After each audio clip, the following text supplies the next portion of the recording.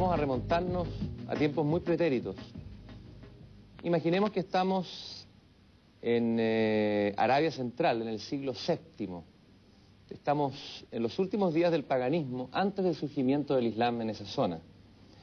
Y Zuhair ibn Abi Salma, un poeta de ese tiempo, escribe: no ocultes a Alá lo que guardas en tu pecho, creyendo que de esa manera lo escondes. Alá conoce todo lo que está oculto. Esa es la primera parte del poema, que es interesante porque es un momento histórico y religioso en que hay una cantidad de luchas tribales, de diferencias, de desorden, de confusión, y al mismo tiempo falta una fe o una religión aglutinadora de esos pueblos.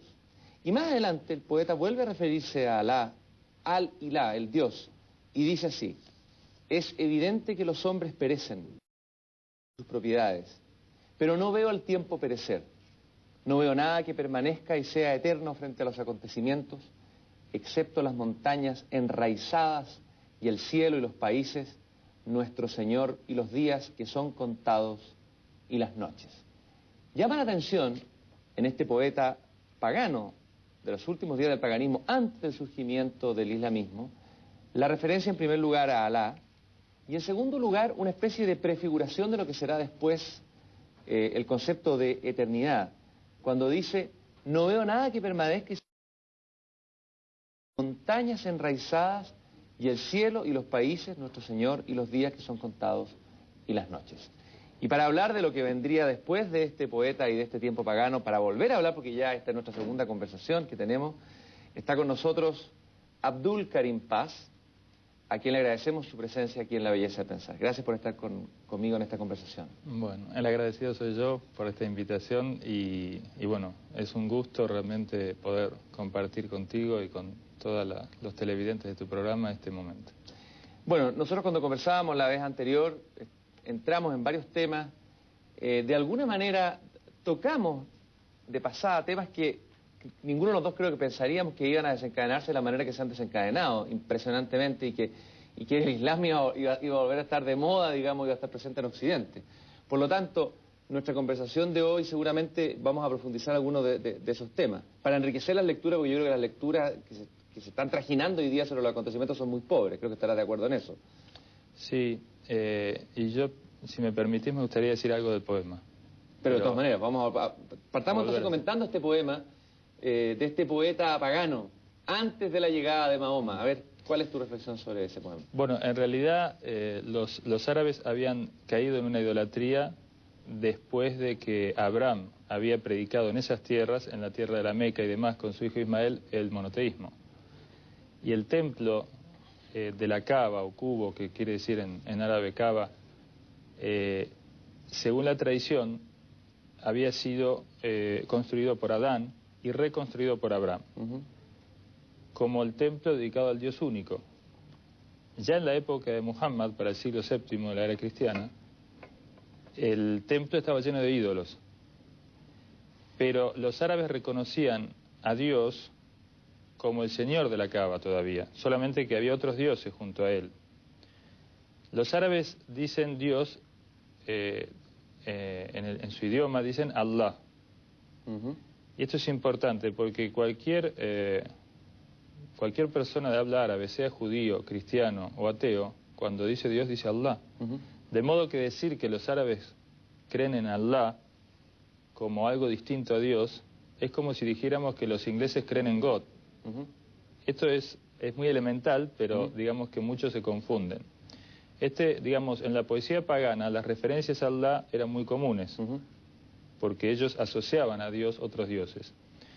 Y por otra parte, bueno, el poeta dice que no ve la eternidad sino en las montañas arraigadas y demás. Bueno, eso es obviamente quizás una expresión poética de la estabilidad que tienen las montañas, pero también sabemos que en rigor únicamente el rostro de Dios es eterno, y nosotros somos eternos también, digamos, la creación de Dios es eterna. Nosotros hemos sido creados para la eternidad, pero a partir de un comienzo. Y digamos, en la enseñanza profética, nosotros al morir no es más que un traspaso, dejamos nuestro cuerpo y iniciamos un camino eterno hacia Dios a través de otra vida, digamos, ¿no? O otra forma. ¿El islamismo es una religión esperanzadora, con esperanza, o es una religión pesimista? No, no, es esencialmente esperanzadora. Está basado en el amor. El profeta dijo, este mundo es en relación al otro como el vientre de la madre lo es en relación a este. Nosotros vamos hacia formas de vida mucho más perfectas, mucho más completas, pero obviamente tendrá que ver también con lo que habremos cosechado acá en este mundo. Pero la misericordia de Dios, digamos, nunca hay que desesperar de la misericordia de Dios, y el Corán dice que Dios perdona todos los pecados si media un arrepentimiento sincero. De modo que nadie debe desesperar de la misericordia de Dios, y tenemos tradiciones que dicen y enseñan que la desesperanza con relación a la misericordia de Dios es peor que el pecado cometido, o sea, cualquiera sea este. Y dicen, hay un dicho profético que una vez una madre había matado a su hijo por temor a la pobreza y demás. Entonces fueron a decirle al profeta que esta mujer no tenía perdón por lo que había hecho. Y el profeta dijo, por Dios, que si hubiese matado 70 profetas y se hubiese arrepentido sinceramente, Dios la perdona.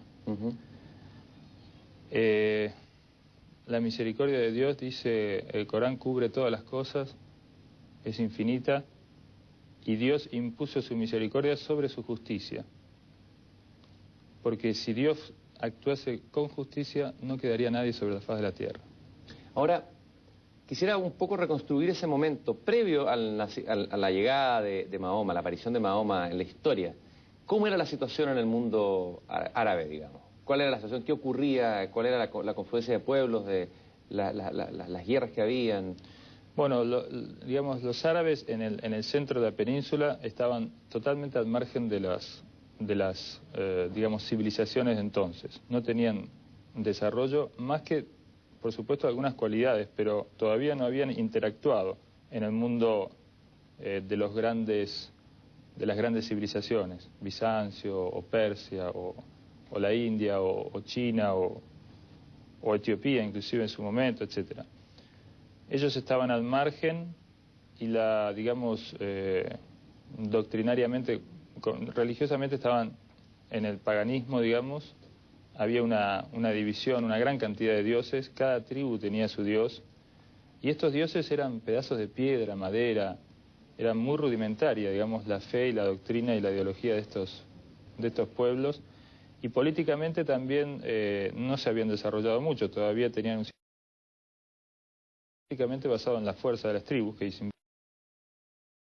el uso de la fuerza, y llegaban a algún acuerdo, digamos así, entre las tribus más poderosas, pero donde no había ningún derecho escrito ni nada que contemplase, digamos, la situación de aquellos más débiles, que eran, digamos, eran sujetos a todo tipo de abusos, ¿no? Cualquier persona que perdía una protección tribal no tenía ningún valor, y le podían robar todas sus pertenencias sin que tuviese ningún derecho o posibilidad de aspirar a ver justicia. Además, estas tribus estaban en permanente conflicto y guerras entre ellos. Inclusive había guerras absurdas, como por ejemplo se iniciaron una guerra que duró 100 años, se inició a través de una carrera de camellos, por ejemplo. Y hay una situación, en el Islam se la conoce como la época de la ignorancia, y realmente esta ignorancia hacía sufrir mucho a esos pueblos.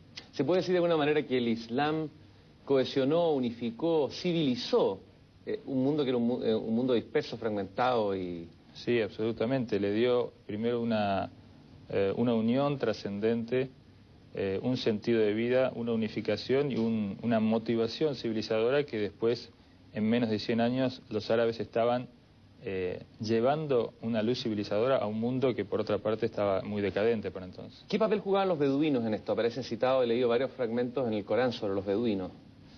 Bueno, por los beduinos se entiende más la gente más propiamente del desierto, los nómades, no tanto de las ciudades. Y bueno, ellos, digamos, a veces eran muy rudos, digamos, muy rudimentarios, y